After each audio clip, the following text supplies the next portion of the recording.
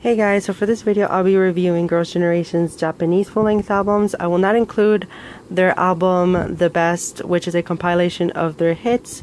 I did an unboxing for it if you're curious, and I will also be making a collection video for Girls' Generation very soon, so that's that album, but I won't include it into this one because these are full-length releases. I also made videos for their mini albums and for their full-length albums in Korea, each one having their own individual video, because obviously the mini albums have less songs, so it just doesn't make sense if you were to rank them with the entire discography. So this one's individually for the Japanese stuff, which is really different to their music in Korea, aside from them just having Japanese version of their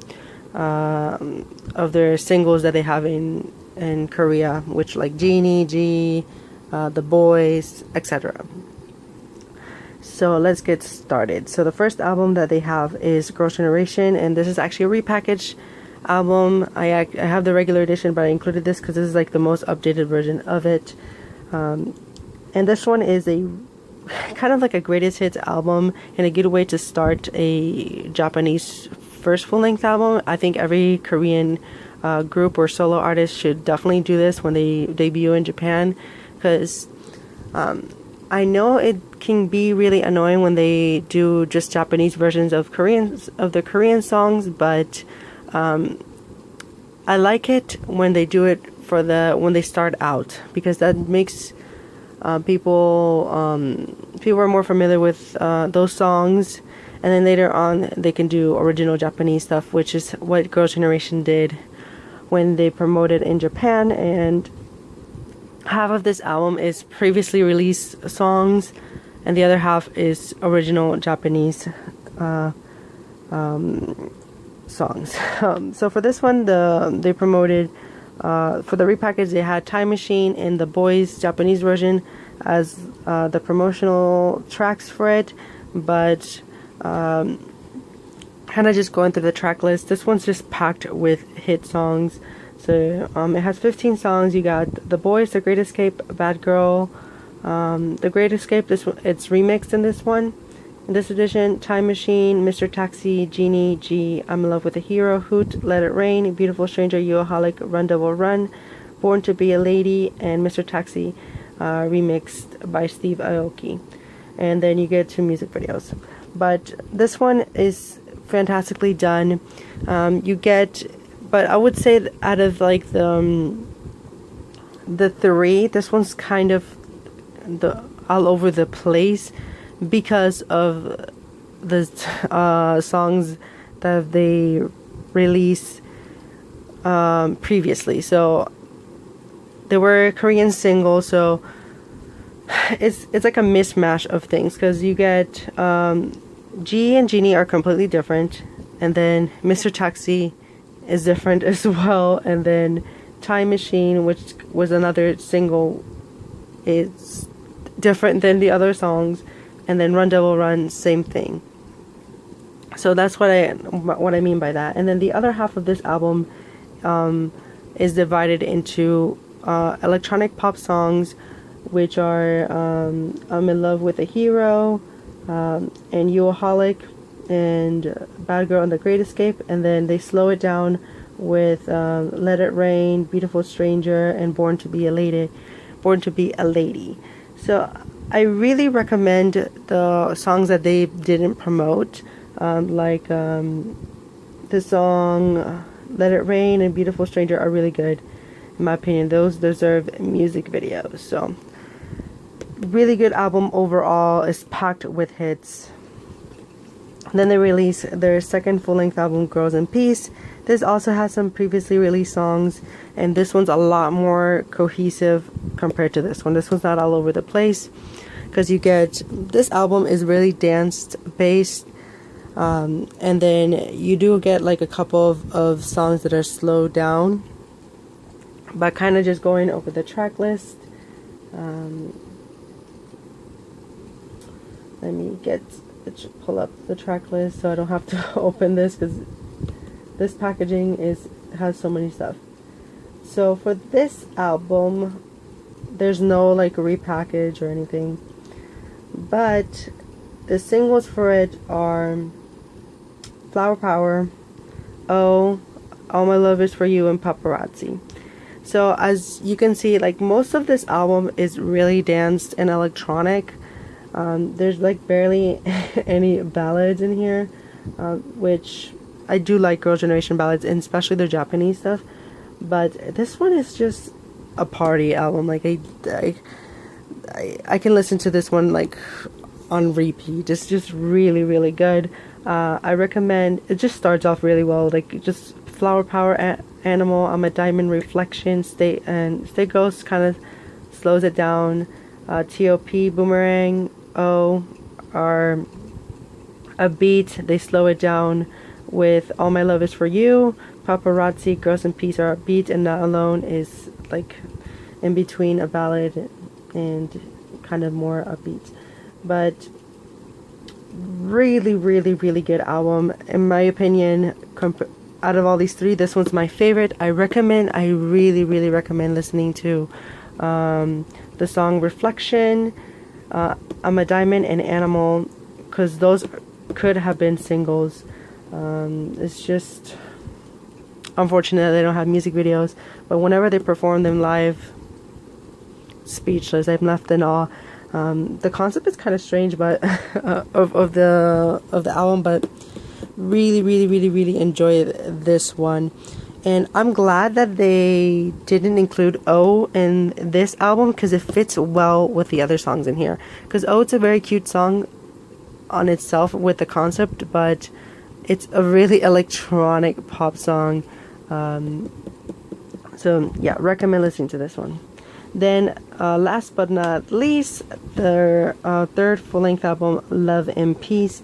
This one was kind of rushed, in my opinion, when it came to the promotional cycle for it. So that's why it's kind of like the least successful out of the three. But just going over the track list for this one. Let's see.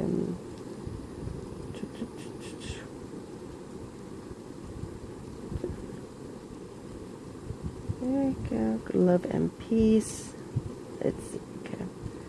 So for this one, you get Gossip Girls, Motorcycle Flyers, Galaxy Supernova, Love and Girls, Beep Beep, My Oh My, Lips, Do the Catwalk, Karma Butterfly, Lingua Franca, Everyday Love, and Blue Jeans, but that's only for the fan club edition. So I do really, really, really like this album, but I would rank it third out of the three. It just had, I feel like just the promotional cycle I didn't really enjoy.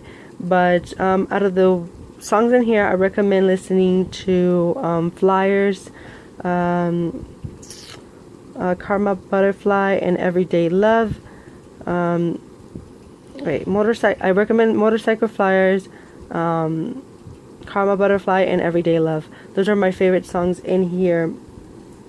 And they included Beep Beep, which actually I'm pretty sure it was included in the single for Flower Power, but a lot of fans really liked it, so that's why they put it in this album. I think Motorcycle and Flyers could have been single and could have been exchanged with Love and Girls, because Love and Girls is a really fun song. This album also keeps up with the vibe of Girls in Peace, so it's kind of funny because they both have peace in it. But this one has more of, I guess, experimental type of tracks, but it's a good continuation of this. This one's a little bit more slowed down for the B-sides that are not singles. And these two are straight up just dance songs. So kind of just overall, first place goes to Girls in Peace. Second place goes to Girls' Generation, the Boys repackage, and third place goes to Love and Peace. Obviously, it just depends on your taste in music. So on the comments below, you can tell me what your rank is, but regardless of the ranking, these three albums are some of the best work Girls' Generation has ever put out. The Japanese albums are more cohesive in terms of sounds. So if there's anything I always recommend people to listen to from Girls' Generation is their Japanese stuff, because I would say the singles are not the best songs for Japan. Like, for example, I do like the singles, but here and there you get like songs like My Oh My, or My Loving Girls, Bad Girl, like songs that I don't think really deserve to have music videos. Like, they're really good, but there's like better songs that just could have gotten music videos in my opinion, but you can't really do anything about that now. So yes, definitely their Japanese stuff is more cohesive, and more, I guess, everlasting, because the thing with there's certain songs that it's just, I guess it's kind of awkward for them to perform live, and they even discuss it in interviews. While I think that the songs that they have in Japan, they can be touring and still perform these songs for a really long time, because I think they're more serious. It's not that I don't like their cuter side, but definitely this is a more mature sound for the girls, and they do get a lot of praise for their discography that they have in Japan. I think every someone always recommends everyone who's getting into Girls' Generation the Japanese albums, and then obviously they do have iconic songs in Korea, but I think SM really focused more on the title tracks than the whole album production, while in Japan they focused more on the album production, not so much on the singles. So that's just kind of the whole story with Girls' Generation and their music. Other than that, if you have any other questions, you can comment down below. I will be obviously pre-ordering the stuff that they will be releasing very soon. Girls' Generation is supposed to release their 6th full-length album in Japan, not in Japan, in Korea. And Jessica is also supposed to release, it's rumored to be a mini album, but it hasn't been confirmed yet. And I'll also be making a video for their solos, but I'm still missing a couple albums to arrive, and I think I might wait for Jessica's album to be released, and then I guess that will be after their anniversary.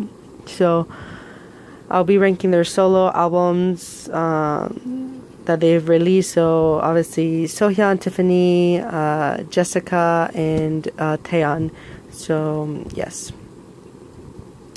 and I'll be making a collection video as well, like I mentioned previously. So anyways, thank you guys for watching, and I hope you enjoyed this video, and please support the girls for their new comeback and their projects that they will be participating in for the rest of the years. And yeah, so I'm just really excited for the 10th anniversary in K-pop, and just extremely proud of them because they never disappointed me, and I love them so much.